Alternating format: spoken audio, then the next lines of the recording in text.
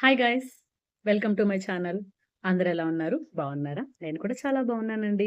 So, ముందుగా మీకు, మీ కుటుంబ సభ్యులందరికీ కూడా శ్రీరామనవమి శుభాకాంక్షలు. అందరూ కూడా ఈరోజు వడపప్పు, పానకం చేసి దేవునికి నైవేద్యంగా సమర్పించి పూజలు చేసి ఆ దేవుని కృపా కటాక్షాలను కోరుకుంటారు.